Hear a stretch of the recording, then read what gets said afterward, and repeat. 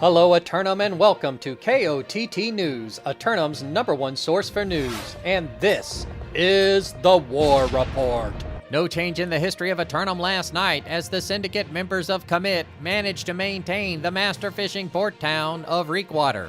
And the Marauders of Stamout Z managed to hold out on Bravo despite some big pushes and maintain control of the rain-drenched mountain region of Morningdale.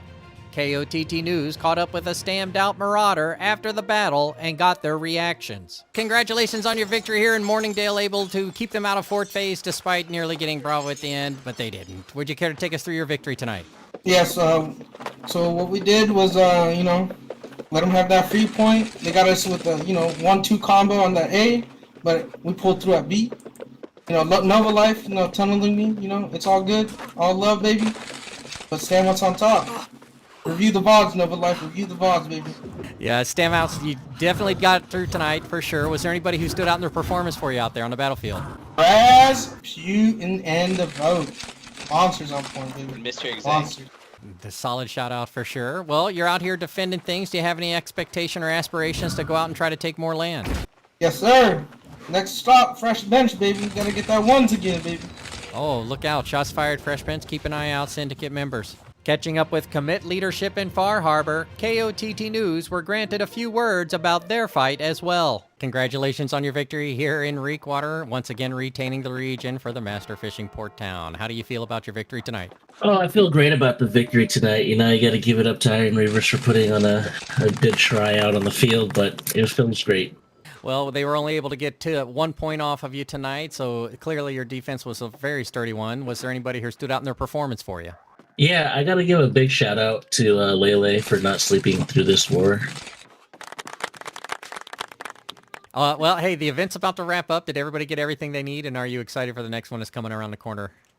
Well, I think everybody got what they needed from the event. If not, maybe it's a little too late, but I'm excited for the next Spriggan event. That sounds like fun. Returning to our continuing coverage of the Season 1 track, last night's card was an inner box for grins and giggles because KOTT News was on to a scoop. KOTT investigative teams had been granted special access to the Springtide flower sniffing cult that has been growing across Eternum. As the congregation spreads, more and more zealots embrace the mellow teachings of the flower. KOTT News was witness to a progressional of ceremonial jocularities as the citizens of the flower created their own handcrafted entertainment experience. Turning to the weather, and it looks like the sun will grace us with another day of sunshine and clear skies across most of Eternum. But look out after sundown when the temperatures drop and a slight chance of invasion will occur on the western Monarch's Bluff. 2 more submissions for Simulated Fantasy Combat Resolution tonight, brought to you by LARPco. Remember, if it isn't LARPco, it's cardboard. First up, the Covenant Smugglers of Error.pxp assault the Syndicate members of URP What You Sow for control of the island's secondary oil reserves of Cutlass Keys. Error.pxp returned to Cutlass Keys to re-secure some form of good to either ship or be shipped by so that they can find a way back into the import-export businesses of the island. Inconveniently cut off and isolated from the rest of the Syndicate, URP What You Sow will have to rely on local resources to overcome these proselytizing zealots. Later, the Covenant converts of Outcast 2 assail the Marauders of Gorilla Town for control of First Light and the flow of the spice. Outcast 2 seek to set up a flanking position around Gorilla Town's principal holdings, attempting to simultaneously secure the island's hyssop and spice production facilities.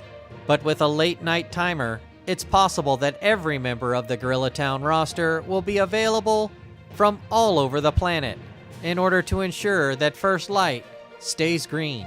We'll have any late-breaking outcomes and reactions from the citizens tonight at 11. Until then, this has been War Correspondent JChalant, KOTT News.